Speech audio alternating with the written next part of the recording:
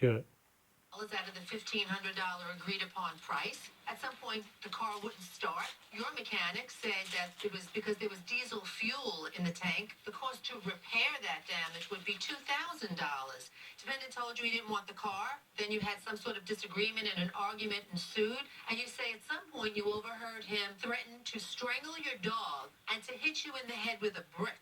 You feared for your life. You went out and got a temporary restraining order, and you ultimately had him evicted because he was also a tenant of yours as well. You want the $600 balance that you say he owes you for the car. You want the $500 that you laid out for the diagnosis of the problem. And you also want $2,600 for the emotional distress that he's caused you throughout this incident here. Sir, what you say is that you couldn't drive the car. You certainly didn't want to pay the $2,000 to fix the car. You weren't the one that put the diesel fuel in the engine. You never agreed to pay the $500 for the diagnosis, and you don't have the car. Right. You have a counterclaim because what you do want out of all of this is you want your money back, and you're suing for $900. How long had you known the plaintiff? Before I purchased the car, I had known her for about maybe 4 or 5 months. You were living in her home, is that correct? Renting space. Accurate so far? Yes. Did you have this car all along while he was living there? I had it until I bought a new car in April, several And- months after he moved in. You actually borrowed this vehicle on prior occasions, is that Yes. correct? And you said you wanted to buy it because in the time you'd used it, it worked well. Right. As soon as she offered to sell me the car, I gave her the first payment of $100 that day, and she told me I could start driving it And how long were you driving it before the car didn't start? for less than 800 miles. To and Less from than work. 800 miles. So how many days or months or Less weeks? than a week. Do you have proof of what kind of gas or whatever that you put in the vehicle in the time you had the car before it broke down? Yes, I just have a picture of the only pump that I filled up at right next to my house. I mean, that's basically... I gotta tell you, that's absolutely useless to me. Okay. This is, here's a picture. This is the only pump I've ever used. Not a very lawyerly legal position. I appreciate it, but it doesn't help. So now, back to the story again. Why would she sabotage her car? So you're saying she might not, but her ex-husband might have. Ma'am, bringing it to you. He buys this car from you.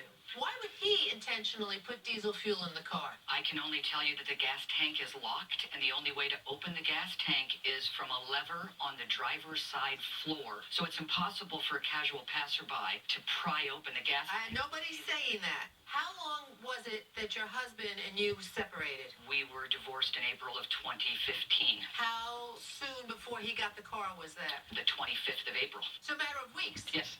Technically, your husband had access to that vehicle up until a few weeks before you sold it to him. No keys. You don't know whether or not he had a key made up, do you? No. Okay. The other part of this equation for me is this emotional distress that you say you went through because did you really threaten to hit her in the head with a brick?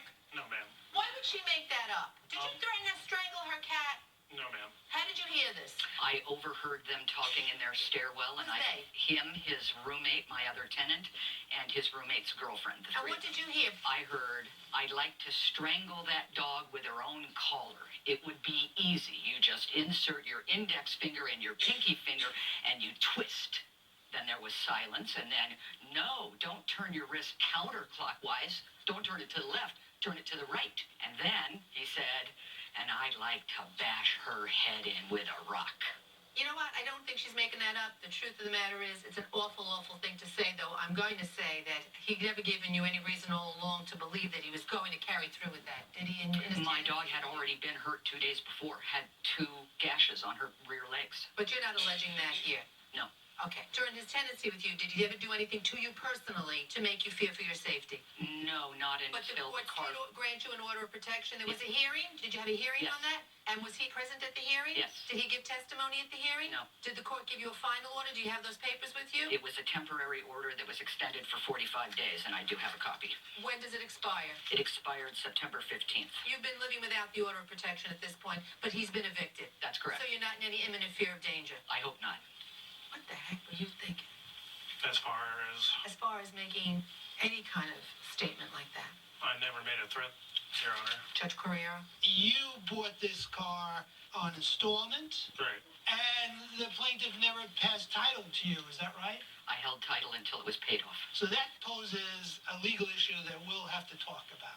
Now, I'm really concerned about the threats. It's hard for me to imagine that she's rehearsed the details to the extent that she shared with us here today. The fact that she got into how you would twist the neck of the dog from left to right. Never She said it. never made any remarks about the dog. No, sir. Never.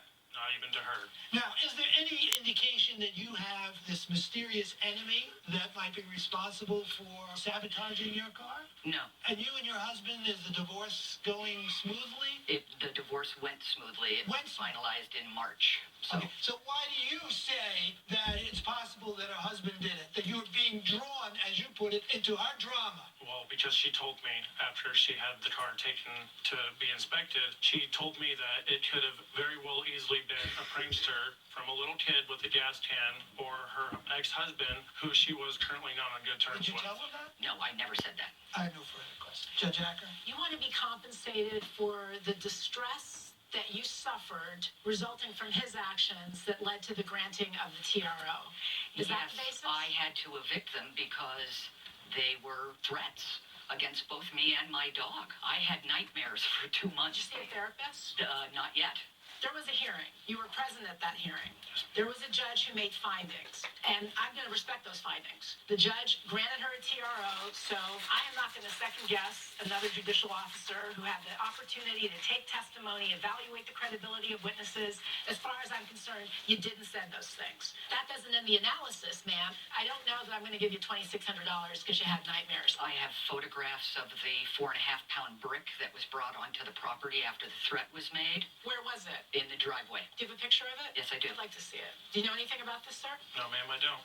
If your life had just been threatened, if I threatened to strangle your dog or smash your dog's head in with a brick, would you want a temporary restraining order to be lifted off of me in 45 days if your life had felt threatened? I don't understand your point. If because someone had threatened my life, I would want a mandatory restraining order. The judge gave her the relief that she requested, and that was relief that gave her protection from you. So is this the front of your house? Yes. This is your gate. The next photograph is of a big 4.5-pound concrete brick, not a This brick. standard fire. It's Oh, I correct. see. So this is a separate brick.